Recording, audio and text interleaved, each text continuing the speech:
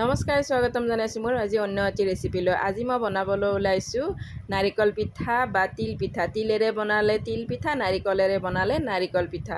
আৰু এই পিঠাবিধ বনাইছোঁ মই মিক্সিতে পিঠাগুড়ি খুন্দি। বহুতে হয়তো জানে বনাবলৈ মিক্সিত পিঠাগুড়ি খুন্দি কেনেদৰে বনাব লাগে, আৰু বহুতে হয়তো নাজানে। গতিকে নজনাসকলে এই ভিডিঅ'টি চাই উপকৃত হ'ব বুলি আশা কৰিছোঁ। মাত্ৰ 1 কিলো চাউলেৰে ইমান পিঠা উঠে, দেখিছেনে কিমান পিঠা বনাইছোঁ মই। আৰু পিঠাবোৰ একদম ধুনীয়া মচমচীয়া হয়, দলিয়াই দিলেও নাভাঙে। তেন্তে বলক ৰেচিপিটো মই ভালদৰে আপোনালোকক দেখুৱাওঁ। এয়া লৈছোঁ মই 1 কেজি বৰা চাউল। আৰু বৰা চাউলকেইটা মনত ৰাখিব, যেতিয়াই তিয়াই থ'ব তাৰে আগতে ভালদৰে 2-3 বাৰ ধুই ল'ব। এইটো আচলতে ডাঙৰ টিপছ। এই টিপছটো বহুতেই নাজানে। বহুতে মঠি মানে তৰিওৱাৰ পিছত ধুৱে, তেতিয়া কি হয় আঠাটো গুচি যায়।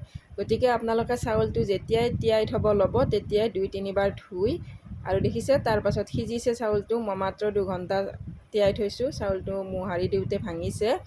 আৰু তাৰ পাছত মই এনেদৰে আলফুলে পানী ছটিয়াই ধুম। এনেদৰে মোহাৰি একদম নধুব আপোনালোকে, ময়ো ধোৱা নাই।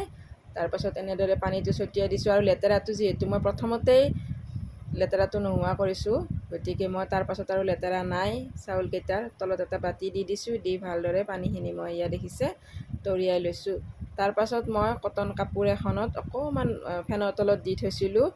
দি থৈ মই একদম জৰজৰীয়া কৰিছোঁ। আপোনালোকে ইচ্ছা কৰিলে ৰ'দতো দিব পাৰে। ৰ'দত দিওঁতে মন কৰিব পখি চখি কাউৰি চাউৰি যাতে নপৰে। এয়া দেখিছে জৰজৰীয়া কৰি লৈছোঁ, একদম চাউলত পানী নাই, আৰু অলপো পানী যাতে নাথাকে চাউলত। তাৰপাছত মই এনেদৰে মিক্সাৰ জাৰ এটাত লৈ অকণকৈ, মই সৰু মিক্সাৰ জাৰটোত লৈয়ে খুন্দি বেছি ভাল পাওঁ। তৎক্ষণাতে খুন্দা হৈ যায়, দেখিছেনে তৎক্ষণাত গুড়ি হৈ যায়। 1 কেজি চাউল তৎক্ষণাতে খুন্দি উঠিব পাৰি। তাৰপাছত মই খুন্দিলোঁ।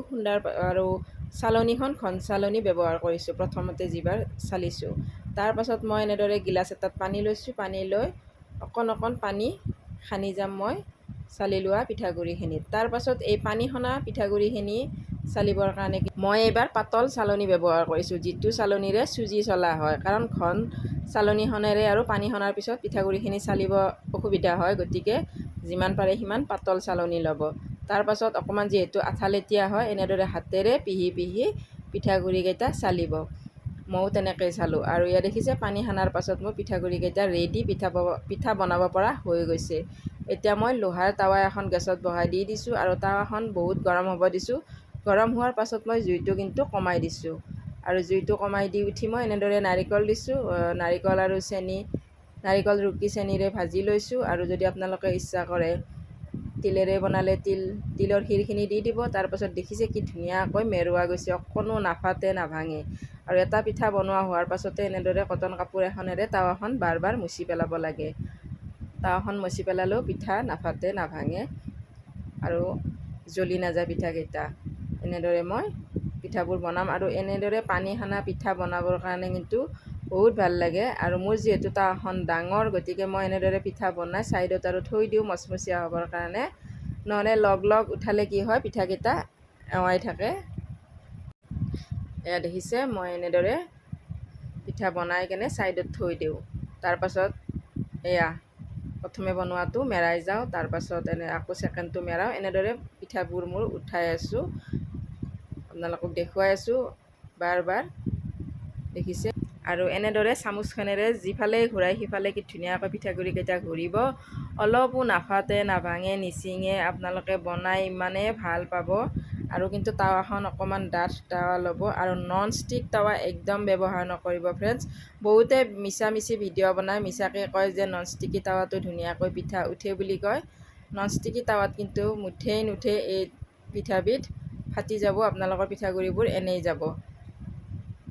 গতিকে মই এনেদৰে বনাই আছোঁ। বনাই এনেদৰে টাৱাৰ ছাইডত ধুনীয়াকৈ থৈ দিছোঁ, দেখিছে ধুনীয়া হয়। লাষ্ট বাৰৰ কেইটা মই দেখুৱালোঁ আপোনালোকক। তাৰপাছত দেখিছে 1 কেজি চাউলেৰে মোৰ কিমান পিঠা উঠিছে, একচৰীয়া পূৰা হৈছে। আৰু এইটো চচপেনত আধা চচপেন হৈছে।